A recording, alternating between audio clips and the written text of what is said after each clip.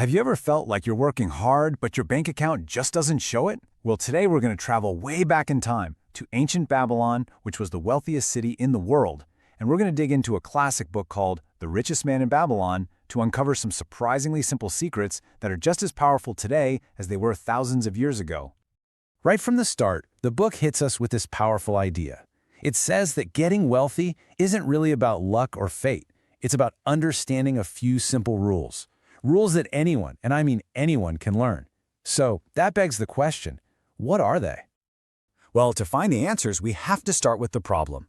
You see, the funny thing about Babylon was that even though it was overflowing with gold, most people were broke. Sound familiar? Their purses were almost always empty. So let me introduce you to our main characters, Banser and Kobe. Banser was the best chariot maker around, and Kobe was an amazing musician.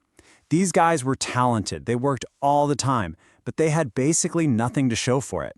They were stuck in that classic cycle of earn, spend, and have nothing left. And this was the question that haunted them.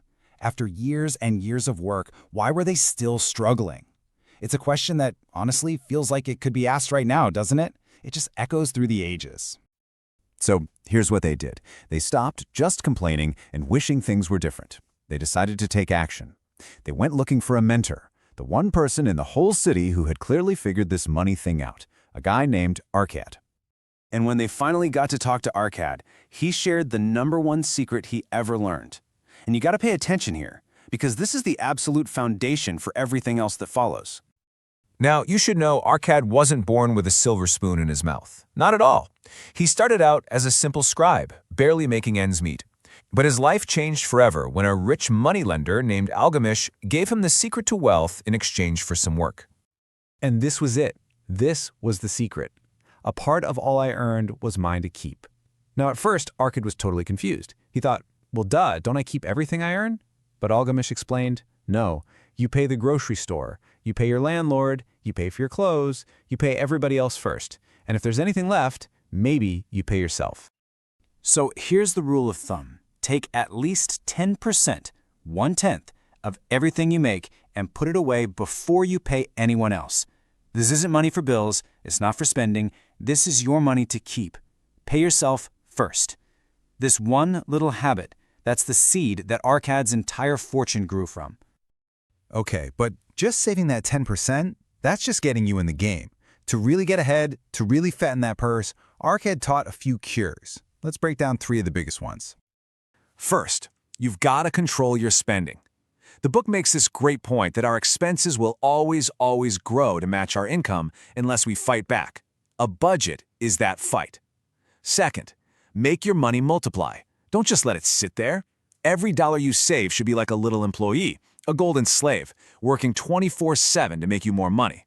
And third, and this is crucial, guard your treasure from loss. Oh man, Arcad learned this lesson the hard way. He took his entire first year of savings and gave it to a brickmaker who promised to go buy rare jewels.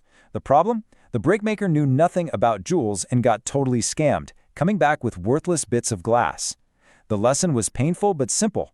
Don't ask a brickmaker for advice on jewelry. Go to the experts. I love this analogy. Think about it. The massive walls of Babylon kept the city's treasure safe from invaders. In the exact same way, you have to build strong walls around your own money, walls made of good advice and safe investments to protect your principal at all costs. So all these different ideas, they all kind of get bundled together into what Arcad calls the 5 laws of gold. These are like the universal, timeless rules for how money works. Really, these 5 laws are the perfect summary. 1. Save 10%. 2. Put it to work for you. 3. Listen to people who know what they're talking about. 4. Stick to investments you actually understand. And number 5, run away from get-rich-quick schemes and anything that sounds too good to be true. If you follow these 5 laws, the book says wealth will have no choice but to follow you. So we have the wisdom, we have the rules, we have the laws.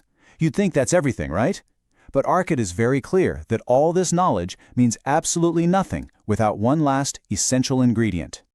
What we call good luck or opportunity, well, the book says it's not random.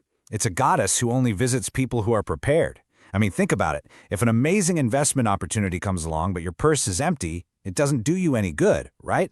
You make your own luck by being ready. And this, right here, is the final takeaway.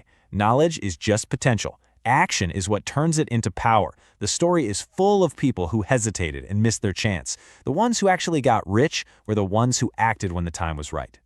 And that brings us right back to you.